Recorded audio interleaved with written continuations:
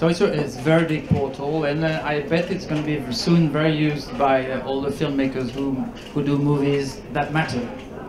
Movies that matter, that's the reason we're here. And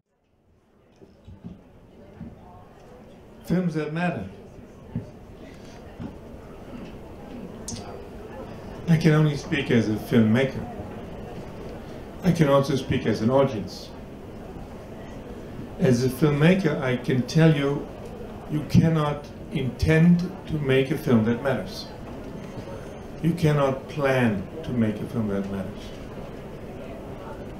Because as an audience, very often you see films and you think, oh, that must be a film that matters, and then you come out and it didn't matter. And then you see films you have no idea what they're about, and you come out and they matter a lot in your life. So you cannot plan a film that matters. But sometimes this miraculous thing happens, that a film that is dear to somebody's heart, like the filmmaker, becomes dear to other people's heart, and out of a sudden the fact that it matters appears as something that you do together, the audience as well as the filmmaker, and that you feel together. So I think the only thing that matters in these miraculous agglomerations of happiness and of meaning is that you touched on something that touched the audience and that the audience needed at that moment. And that is luckily something nobody can plan, and no big studio can plan, luckily, because they would only make movies that matter. And they try. But it's a little miracle that a movie matters. And you can only say it in hindsight why it mattered, because it helped people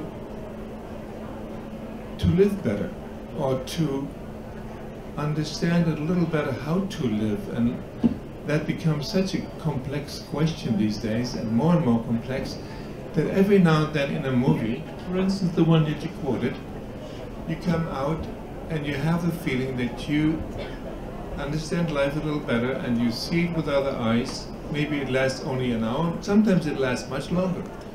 And that is a movie that matters, if it stays with you. And luckily, you cannot plan it. I tried to plan movies that matter. I didn't really succeed. I made movies that I thought that I'm going to be bashed for, and they mattered. So you cannot plan it.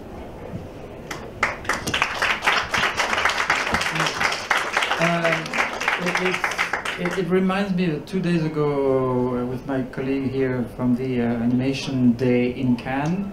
We organized, we helped the animators and celebrated their work, and we had to give Animation That Matters awards to filmmakers who made animation that we saw brought something. One of them was Iqbal, and he was denouncing kids that work underage at 10 or something.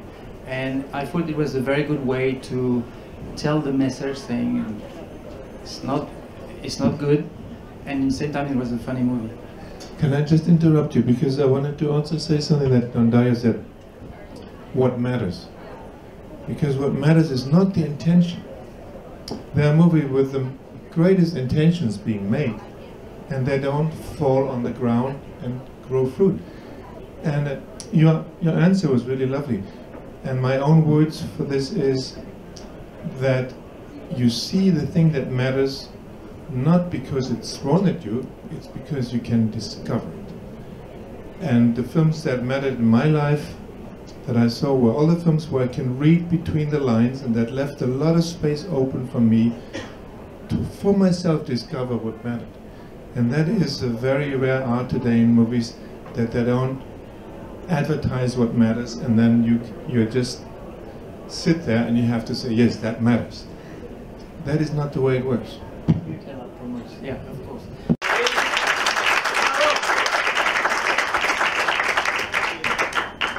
The other question about the European Film Academy, that will in fact have its 30th birthday this year in Berlin, was an initiative by 20 filmmakers from all over Europe.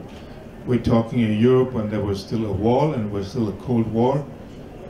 A couple of years later, we had a united Europe, and we all realized 30 years ago that we needed to be closer together, and we needed to be united, because if ever there was something like European cinema, and we all believed that existed, but it was not documented in any form of reunion or club or academy. So we realized we were a little late. The Americans had the idea 50 years earlier, and we founded the European Film Academy 30 years ago, and